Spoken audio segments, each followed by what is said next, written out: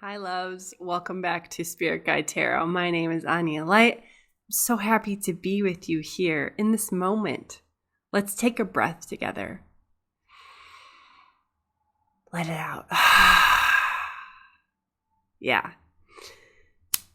I offer timeless readings here on this channel, not connected to any date or astrological sign or anything like that. Just a message that finds you in the perfect divine timing. And also here, I offer general readings. So that means that some of what I share here may resonate for you and some may not. So take the parts that are helpful and toss the rest in the garbage. You don't need to take it all in. All right. And as always, if you would like to go deeper with me, I do offer personal readings. So you might want to look into that.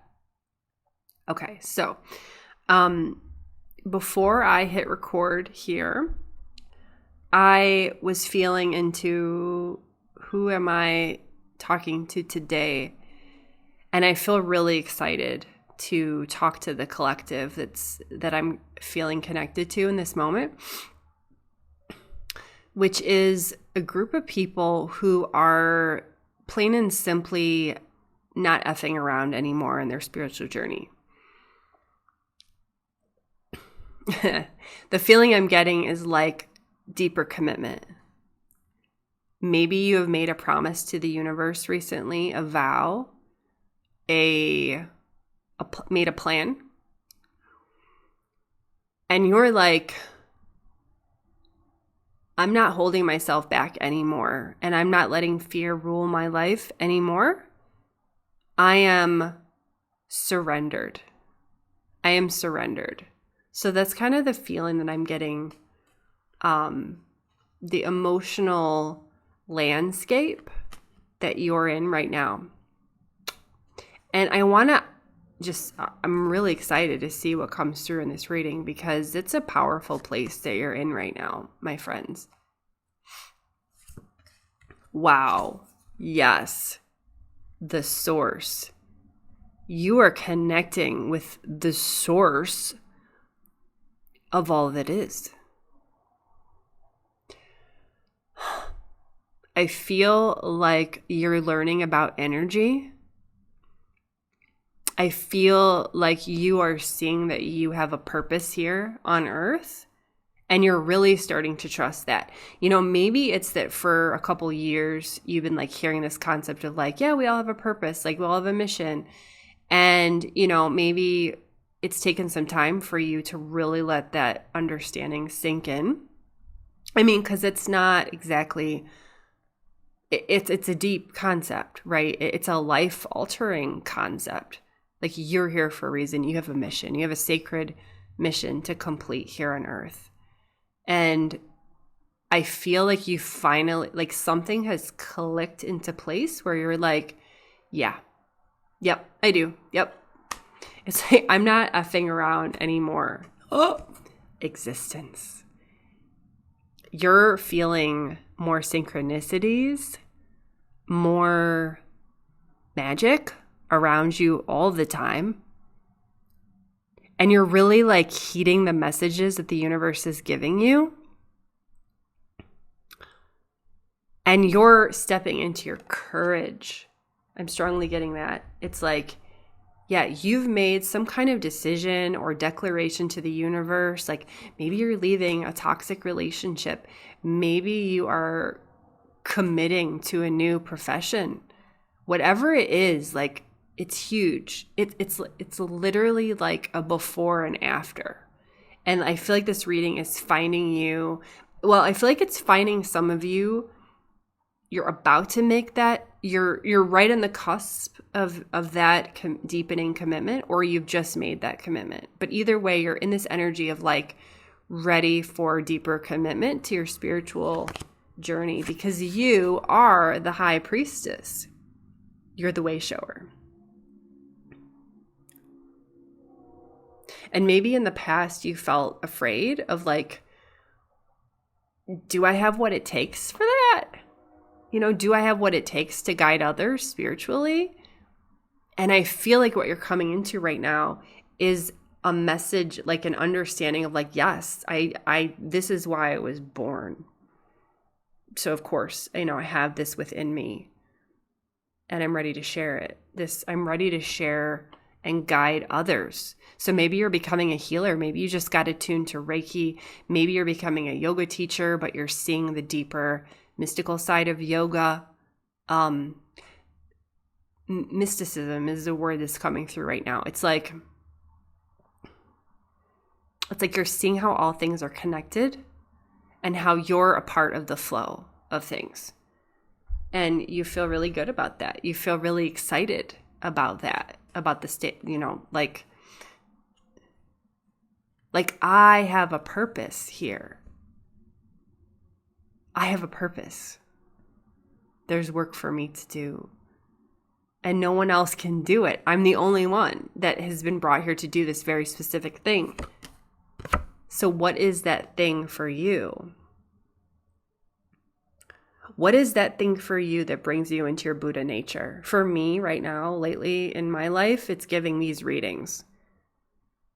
Bliss. Utter bliss right now that I'm in, channeling these messages channeling my guides' messages through my mouth. Like, what else is there? This is the eternal moment of now. I don't need anything else. What are those things? What is the thing or things that you're doing in your life right now that give you that eternal moment of now, where you're like so present and so focused and such a download of energy coming into you when you're doing that thing or things that you're just compelled to release some outmoded way of doing things before that was based in fear. I want to encourage you to, if you haven't done this already, to create some kind of ritual for yourself to demarcate this moment in time, this deepening commitment, whatever it is. Maybe it's taking a vow, a vow just between yourself and the universe. No one else needs to know about it. Writing it down, putting it on paper. Like, what are you committing to doing right now? For me, a big turning point was when, this was 7 years ago, when I vowed that I would no longer take a job for money. Nope. And that I would use my gifts every day to deepen my spiritual journey and help others deepen their spiritual journey. At the time, I was tutoring Chinese kids online. I was tutoring them in English. And that was perfectly respectable work. And I was doing it just for the paycheck. And I said, no more. I'm not doing things just for a paycheck anymore. That's not how I operate anymore. No way. And I can tell you that keeping that vow over the years, which, by the way, I will say I slipped up once. I got sucked into a loop of fear around, I was engaged at the time and I was trying to help my partner, my fiance, immigrate to the U.S. And so I thought I had to make more money in order to look good on the application forms and whatever. And I took a job at a cafe that really was not aligned for me whatsoever, but I just did it for the money. That was the one time I broke the vow. And wow, that was, that was a learning experience. But anyway, the point is, I'm sharing this because sometimes we think that if we take a vow or make a commitment that we have to be perfect then. And that sometimes blocks us from making that commitment. So it's okay. If you fall off the wagon of whatever commitment you make, you just get right back on. As soon as I saw the folly of my ways, which didn't take long, it took about a month, maybe 6 weeks, I was like, oh shoot, I took this job for money. I need to quit. So I quit, but whatever it is that you're committing to doing right now, do the best you can. And if you fall off the wagon, you fall off and you just get back on. It's not a big deal. Wow, this card keeps coming up a lot in readings lately. It's the isolation card. And what I'm drawing the meaning of this card in this particular moment is that it may be useful to you during this chapter to talk over with trusted, like-minded spiritual companions on the path what you're going through right now. Because I feel like whatever you're going through, this like desire for deepening is huge, and it may be helpful to you to get some reflections back, some mirror reflections back from people that you trust. Like just telling them like, this is what I'm experiencing. Like, wow. Not even to get advice or anything, but just to share. Because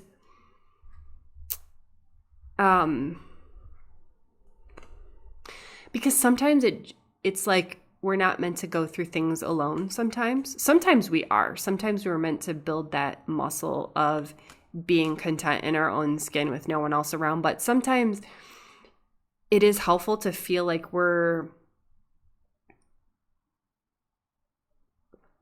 getting lifted up on the journey, because when we have these times where we're being called into deeper commitment, deeper trust, deeper faith,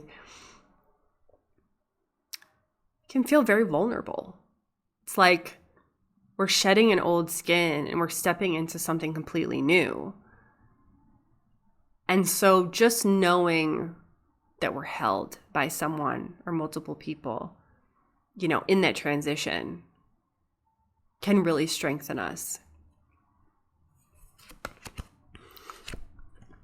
I shuffled the deck, High Priestess again. So I will end here with a few more words about your intuition, which is so freaking strong.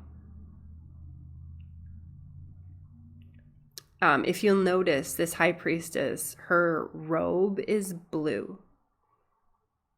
And that blue corresponds with the throat chakra.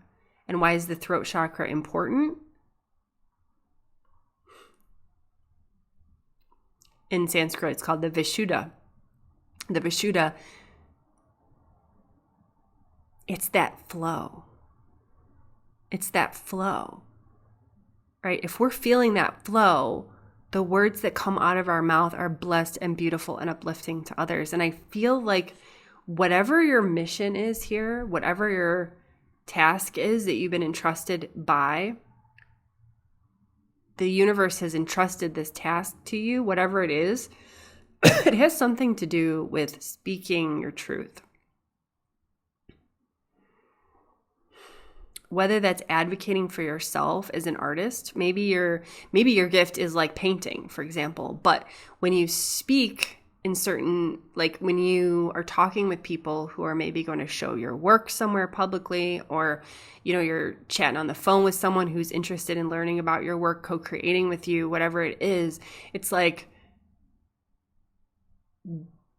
that blue, that vibration of openness, open speech, open sharing, open communication. So if there's anything in your life that's been feeling like you're not fully speaking your divine, authentic truth, I want to invite you to step into that. Just consciously step into that as you're making this deepening commitment to pursue your mission at all costs. When I say at all costs, costs could be to the comfort zone of the ego, right? Because growth is not always easy. In fact, it's maybe never easy. That's the nature of growth. So just something to think about. Like, are you, a question, you can journal about this. Am I speaking my truth about why I'm here on this planet? I remember when I first started, telling people as a light worker, a Reiki teacher, it felt really super awkward to say that stuff, like almost like I was wondering if I was being narcissistic. Like, well, because I'd say to people, I remember making the decision to incarnate, which is true. I do remember that. I had a hypnotherapy session many years ago, and I remembered the moment I chose to incarnate in a human body. But then like saying it to people, like as a part of the work that I was doing, felt super vulnerable. I was like, oh my God, I probably sound like a crazy person or narcissistic or something. But I want to encourage you not to hold back that beautiful voice of yours and to really speak into existence the truth of why you're here. Because you're not effing around anymore. You're serious. And you're taking those steps, this leap into the unknown. And I'm right here with you, friend, as we walk together into the light. Let's do this thing. I love you so much. I'll see you soon in the very next reading. Namaste.